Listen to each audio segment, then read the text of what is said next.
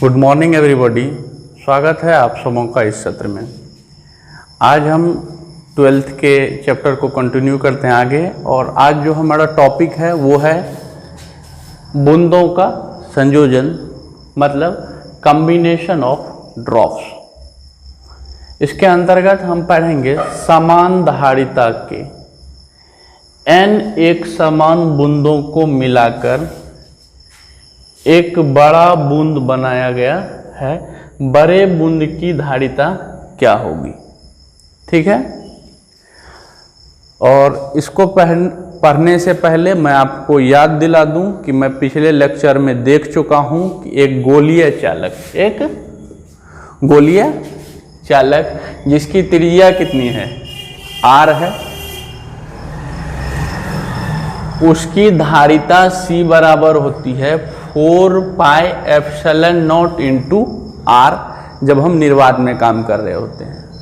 और नॉर्मली जब हम ना कुछ बोले तो इसका मतलब समझे कि हम कहाँ काम कर रहे हैं, निर्वात में। इसका मतलब है किसी गोलीय चालक की धारिता उसके त्रिज्या के समानुपाती होती है। अब आइए देखते हैं। मान लेते हैं चूंकि हमने कहा है समान धारिता के n एक समान बूंदों को मिलाकर एक बड़ा बूंद बनाया गया है, बड़े बूंद की धारिता क्या होगी। तो चूंकि सभी बूंदों की धारिता एक समान है और इनकी संख्या कितनी है, n है, तो आप जानते हैं कि धारिता c बराबर होती है 4 pi epsilon not into r। और हम जब बोले हैं कि समान धारिता, और धारिता तब समान होगी क्योंकि धारिता किस पर निर्भर करती है, त्रिज्या पर। बाकी चीजों तो इसमें क्या है, कांस्टेंट है। और जब इन एनों बूंदों की धारिता समान होगी, इसका मतलब सभी की त्रिज्या क्या है, r है, समान होगी। जब त्रिज्या समान होगी तभी तो धारिता समान होगी। ये हमारी पहली बूंद है, ये दूसरी बूंद है फर्स्ट, ये सेकेंड, ये थर्ड, ये फोर्थ, और डॉट डॉट डॉट, ये कितनी है, nth ड्रॉप बूंद।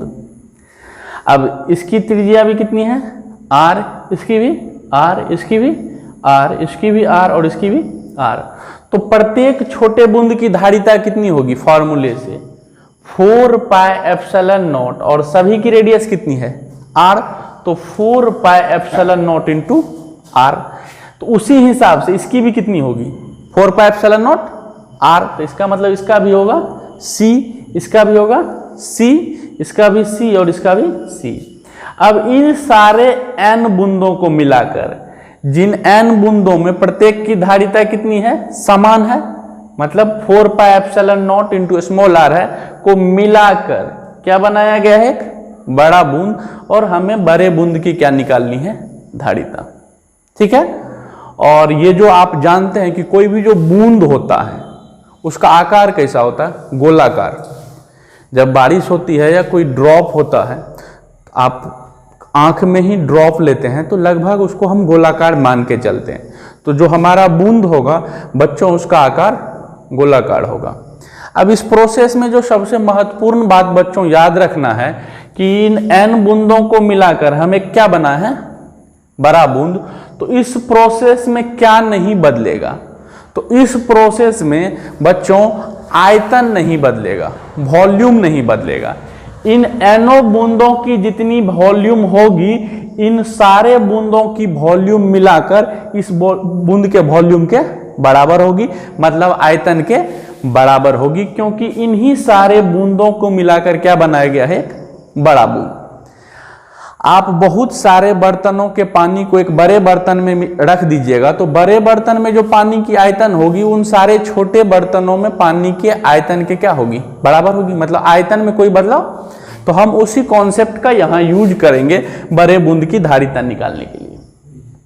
ओके, तो इस प्रोसेस में जब n एक समान बूंदों को मिलाकर हम एक क्या बना रहे हैं, बड़ा बूंद, जिसमें सभी छोटे बूंदों की धारिता समान है। और धारिता तब समान होगी जब उनकी त्रिज्या समान होगी, क्योंकि धारिता होती है 4 pi epsilon not into r के बराबर।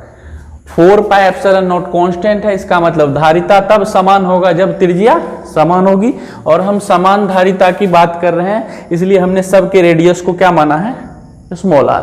तो सब की धारिता समान होगी c, और वो c होगी कितनी, 4πε0 इंटू r। हमें किसकी धारिता निकालनी है, बड़े बूंद की, और इसके लिए हम एक सिंपल सा कॉन्सेप्ट यूज कर रहे हैं कि इन एनो बूंदों का जितना वॉल्यूम होगा, जितना आयतन होगा, इस अकेले बड़े बूंद का वही आयतन होगा, क्योंकि इन्हीं बूंदों को मिलाकर यह बड़ा बूंद बनाया गया है। ओके, और आप जानते हैं अभी तुरंत मैंने बताया कि बूंद का आकार कैसा होता है, गोलाकार, और आपको याद रखना है बच्चों कि गोले का आयतन वॉल्यूम ऑफ स्फीयर होता है 4/3 πr³। सुविधा के लिए आपको मैंने यहां लिख दिया है कि एक स्फीयर है, एक गोला है जिसकी रेडियस कितनी है r, इसकी आयतन या वॉल्यूम कितनी होती है 4/3 πr³। काम कंटिन्यू करते हैं। हमारा कॉन्सेप्ट क्या है कि इन आयतन नहीं बदलेगा, इन एनो बूंदों की जितनी आयतन होगी इस अकेले की वही आयतन होगी, क्योंकि इन्हीं 3 एनो बूंदों को मिलाकर यह बड़ा बूंद बनाया गया है। ओके, तो हम उस चीज को लिखते हैं। चूंकि आयतन नियत रहेगा,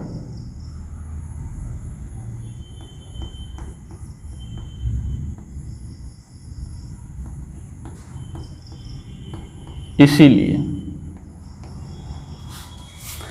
आयतन में कोई बदलाव नहीं होगा, वॉल्यूम रिमेन्स अनचेंज। इसलिए इन एनो बूंदों का हमको आयतन चाहिए और इस अकेले के आयतन के क्या होगा, बराबर होगा। तो ऐसा करते हैं, चूंकि सारे बूंद क्या हैं, एक समान है, समान त्रिज्या के, तो सबका आयतन भी क्या होगा, समान होगा।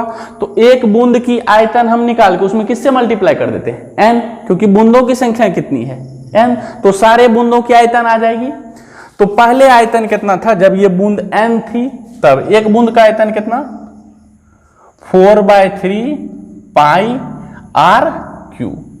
लेकिन ये तो एक बूंद की आयतन हुई, छोटे बूंद की। ऐसे ऐसे कितनी बूंदे हैं, n, और सभी की त्रिज्या क्या है, समान है, r है, तो सबका आयतन क्या होगा, यही 4/3 πr³। तो सबका आयतन कितना होगा, n × 4/3 πr³। और अब इन सारे बूंदों का आयतन जितना था, इस बड़े बूंद का अकेले उतना आयतन होगा। तो इसकी आयतन कितनी होगी, तो ये भी कैसा है, ये भी तो हम बोल रहे हैं बड़ा बूंद है, और बूंद कैसा होता है, गोलाकार, स्फेरिकल। तो इसकी फिर वॉल्यूम कितनी होगी, आयतन कितनी होगी बच्चों, 4/3 π, लेकिन इसकी रेडियस कितनी है, कैपिटल R। यकीनन क्यों इसके रेडियस को हम कैपिटल R माने हैं, क्योंकि ये सब बूंदे एक समान है, तो इनकी त्रिज्या स्मॉल r है। लेकिन इन सब बूंदों को मिलाकर जो बड़ा बूंद बनाएंगे, यकीनन वो बूंद इस बूंद से बड़ा होगा, तो इसकी त्रिज्या अलग होगी, और हम दिखाए भी हैं बड़ा बूंद। ओके, तो इसकी आयतन होगी 4/3 π कैपिटल R³।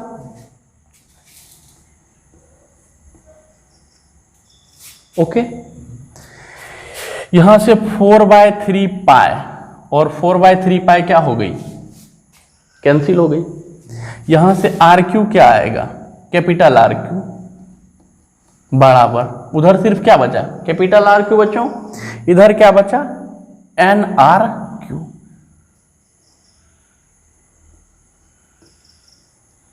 ठीक है, अब इधर से इधर क्यूब है, तो यो क्यूब जाके उधर क्या हो जाएगा, क्यूब रूट हो जाएगा। ठीक है, तो ये r बराबर हो जाएगा nr³, nr to the power, इधर 3 है तो उधर जाके पावर क्या हो जाएगा, 1/3, 1/। अब ये 1/3 पावर n और r³ दोनों पर है, तो होगा n का पावर 1/3 और r का पावर 3 का पावर 1/3। तो हम इसको करते हैं, देखिए बच्चों, r का पावर 3 का पावर क्या हो जाएगा 1/, और आप जानते हैं कि पावर पावर क्या होता है, मल्टीप्लाई। तो क्या हो जाएगा, r का पावर 3 × 1/3, 3 क्या हो जाएगा, तो यहां से क्या आएगा, r नहीं आएगा, तो यहां क्या आएगा, ये R³ बराबर था कैपिटल आर क्यू बराबर N into small R Q. हमें यहाँ से कैपिटल आर निकालना है, तो इधर से क्यूब जाके उधर क्यूब रूट हो गया, मतलब इधर पावर में 3 था तो उधर हो जाएगा 1/। अब ये 1/3 पावर जो है एन और आर क्यू दोनों पर है, तो एन पर पावर 1/3 और आर पर पावर 3 पर पावर 1/3, वो क्या हो जाएगा आर, क्योंकि 3 और 1/3 में 3 कट जाएगा, तो क्या आएगा यहाँ पर आर। ठीक है, तो यहां से कैपिटल आर आया n to the power 1/3 into small R. बस वॉल्यूम नहीं बदलेगी, वॉल्यूम रिमेन्स अनचेंज रहेगी, उस कॉन्सेप्ट के आधार पर हम ये निकाले। ठीक है, अब हमें क्या निकालना, हम बहुत आसानी से बड़े बूंद की धारिता निकाल पाएंगे। ओके, तो अब हम यहां देखते हैं बच्चों, हम निकालते हैं धारिता C यहां पर किसकी, बड़े बूंद की, और हम बड़े बूंद को लिखते हैं बिग ड्रॉप। क्या लिखते हैं, बिग ड्रॉप बराबर। आप जानते हैं कि किसी गोलीय चालक जिसकी त्रिज्या कितनी हो, r हो, उसकी धारिता होती है 4πε0 इंटू आर। तो यहां जो हमारा बड़ा बूंद है उसकी त्रिज्या भी कितनी है, कैपिटल आर, तो इसकी धारिता कितनी हो जाएगी 4πε0 इंटू कैपिटल आर। ठीक है, आप इसको इक्वेशन 1 बोल दीजिए क्योंकि इसका हम यूज करने वाले हैं। ठीक है, अब देखिए यहां r की वैल्यू कितनी थी, n to the power 1/3 into small, यहां से r की वैल्यू यहां रख देते हैं। ओके, तो क्या हो जाएगा, सी बिग ड्रॉप निकाले 4πε0 into capital R, 4πε0 into R की वैल्यू कितनी है n पर पावर 1/3 इंटू क्या स्मॉल आर। कोई डाउट, आप n टू द पावर 1/3 को पहले लिख ले क्योंकि सारी चीजें मल्टीप्लाई है और मल्टीप्लाई में हम किसी को कहीं लिख सकते हैं। ठीक है, तो यहां क्या आया, n पर पावर 1/3 4πε0 इंटू आर। ओके, अब आप इस 4πε0 इंटू स्मॉल आर को देखिए, ये क्या है, ये क्या है, प्रत्येक छोटे बूंद की धारिता, क्योंकि छोटे बूंद की त्रिज्या कितनी थी, रेडियस कितनी थी स्मॉल आर, और उसका धारिता कितना होगा 4πε0 इंटू आर, तो यहां आया 4πε0 इंटू आर। इसका मतलब इस पूरे टर्म जो है 4πε0 आर, ये क्या है, प्रत्येक छोटे बूंद की धारिता। तो क्या हम इसको ऐसा लिख सकते हैं बच्चों, हमारा जो फॉर्मूला आया क्या आया, सो देखिए, सी बिग ड्रॉप, सी यहां से हम क्या लिख सकते हैं, n पर पावर 1/3 और 4πε0 इंटू स्मॉल आर क्या है, प्रत्येक छोटे बूंद की धारिता। तो यहां सी बिग ड्रॉप बराबर आएगा n पर पावर 1/3, और ये क्या है धारिता, मतलब सी किसकी, छोटे बूंद की, तो यहां लिख देते हैं हम क्या, स्मॉल ड्रॉप। तो हमारे पास अंत में रिजल्ट क्या आया बच्चों, सी बिग ड्रॉप बराबर n पर पावर 1/3 सी स्मॉल ड्रॉप। इसको हम एक जगह लिख लेते हैं, सी मतलब धारिता बड़े बूंद की, यानी बिग ड्रॉप बराबर क्या आया, n पर पावर 1/3, सी मन धारिता किसकी, छोटे बूंद की, स्मॉल ड्रॉप। कोई दिक्कत, ये हमारा आज का रिजल्ट था।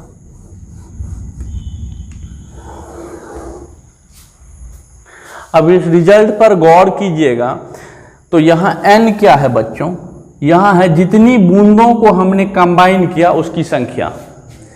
हमारे लेक्चर में आज हमने कितने बूंदों को कंबाइन करके बड़ा बूंद बनाया? n। तो वही n क्या है? बूंदों की। तो यदि अब प्रत्येक छोटे बूंद की हमें धारिता क्या हो? मालूम हो। क्या हो? मालूम हो, और कितने बूंदों को हमने मिलाकर बड़ा बूंद बनाया हो वो संख्या मालूम हो, तो हम बड़े बूंद की धारिता निकाल सकते हैं। यहां हम कितने बूंदों को मिलाकर बड़ा बूंद बनाए? n। यदि सवाल में आएगा कि 27 बड़े बूंदों को मिलाकर क्या बनाया गया एक बड़ा बूंद, तो अब यहां n के जगह कितना होगा? 27। यदि बोलेगा 64 छोटे छोटे समान धारिता के बूंदों को मिलाकर बड़ा बूंद बनाया गया है, तब n के जगह कितना होगा? 27 बोलेगा तो 27 होगा, 64 बोलेगा तो 64, और 125 बोलेगा तो 125। नॉर्मली 12th के एग्जाम में इस तरह का सवाल आता है जिसमें कि हम उस संख्या का क्यूब रूट आसानी से निकाल पाए। ओके, हम देखते हैं इस पर एक बहुत छोटा सा सवाल इसी टॉपिक पर बेस्ड, जो बहुत ही आसान सवाल है, जो इस फॉर्मूले पर बेस्ड है, और हम आपको दिखाएं कि ये फॉर्मूला कैसे आया। ठीक है, तो हम एक सवाल देखते हैं इस पर छोटा सा।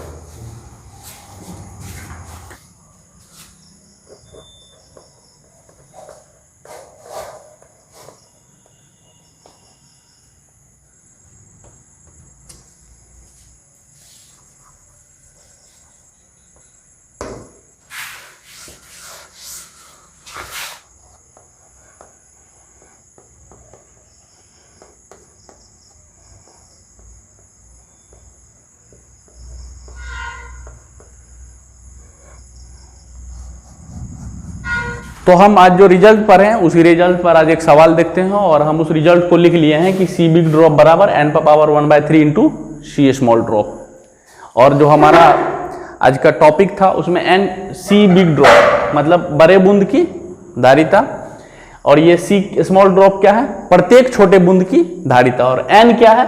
बूंदों की संख्या, जितनी बूंदों को हम मिलाकर बड़ा बूंद बना रहे हैं। तो हमारा जो आज का टॉपिक था उसमें हम कितनी बूंदों को मिलाकर बड़ा बूंद बना रहे थे? n। अब आप सवाल देखिए, 64 समरूप बूंदे, 64 समरूप बूंदे, 64 समरूप बूंदे जिनमें प्रत्येक की धारिता 5 माइक्रोफैराड है को मिलाकर बड़ा बूंद बनाया गया है, तो बड़े बूंद की धारिता होगी। तो दिया क्या गया है? हम इससे पहले जो हमारा टॉपिक था उसमें हम कितने बूंदों को मिला रहे थे? n। अभी कितने बूंदों को मिला रहे हैं? 60। तो n के जगह कितना? 64, 64। प्रत्येक छोटे बूंदों की धारिता कितनी है? 5 माइक्रोफैराड। तो सी स्मॉल ड्रॉप कितनी? 5 माइक्रोफैराड। हमें निकालना क्या है? बड़े बूंद की धारिता क्या होगी? तो हम रिजल्ट में क्या पढ़े हैं? सी बिग ड्रॉप बराबर n पर पावर 1/3 सी स्मॉल ड्रॉप। अब n कितनी है? 64। तो n की जगह कितनी? 64 टू द पावर 1/3, और सी स्मॉल ड्रॉप, और स्मॉल ड्रॉप की धारिता कितनी है प्रत्येक की? 5 माइक्रोफैराड इंटू 5 माइक्रोफैराड। ओके, अब देखिए 64 को क्या हम लिख सकते हैं? 4 पर पावर 3। कोई कहे 8 पर पावर 2 भी तो लिख सकते हैं। बोले नहीं बच्चों, यहां पावर में क्या है? 1/। तो यदि हम इसके 3 पर पावर में लेंगे तब न 3 और 1/3 क्या हो जाएगी? कैंसिल आउट हो जाएगी। तो हमें ऐसा सोचना कि यहाँ जो नंबर दिया गया उसके पावर में हम क्या करें? 3 लिखें। और एग्जामिनेशन में ऐसा नंबर देता है जिसको हम किसी नंबर के पावर 3 में लिख सकते हैं। तो 64 को जब लिखेंगे तो 64 होता है 4 पर पावर 3, 4 इंटू 4 इंटू 4 क्या हो जाएगा? 64। 4 इंटू 4 इंटू 4, 4 चौका 16 चौका 64। तो क्या 64 को लिख सकते हैं हम 4 पर पावर कितना? 3। तो इस 64 को क्या लिखे? 4 पर पावर, और उस पर पावर कितना है? 1/3 इंटू 5 माइक्रोफैराड। ये 3 और 1/3 की पावर है, कैंसिल हो जाएगा। यहां कितना बचा? 4 इंटू कितना? 5 माइक्रोफैराड, 5 चौका 20 microfarad. Right choice is B.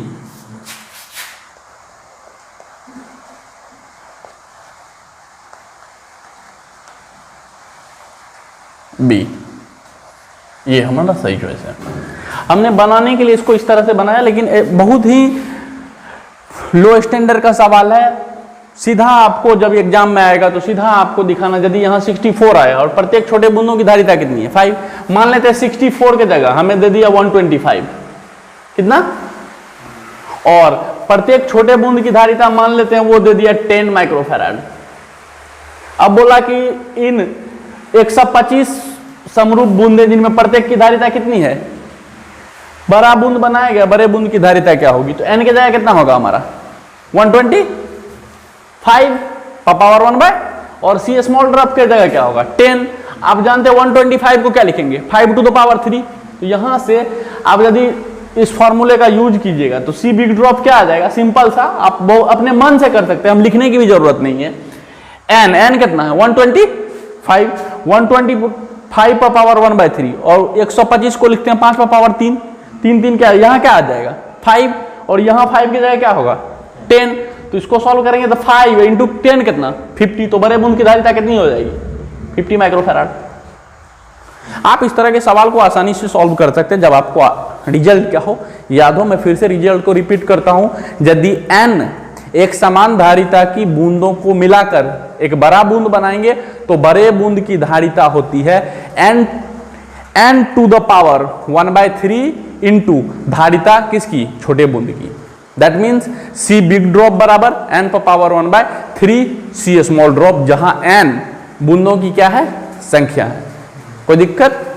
आज के लेक्चर के लिए इतना ही, दैट्स इट। आशा करता हूं कि आपको आज का लेक्चर अच्छा लगा हो, और यदि अच्छा लगे तो आशा करूंगा कि आप अपने दोस्तों के साथ भी इसे शेयर करेंगे, और इसी तरह का वीडियो और आगे की लेक्चर आपको मिलते रहे और उसकी नोटिफिकेशन आपको आती रहे। इसके लिए आप हमारा YouTube चैनल जो YouTube पर श्री कृष्णा क्लासेज मधेपुरा के नाम से मौजूद है उसे सब्सक्राइब करेंगे और बेल आइकॉन दबाएंगे। धन्यवाद, दैट्स इट।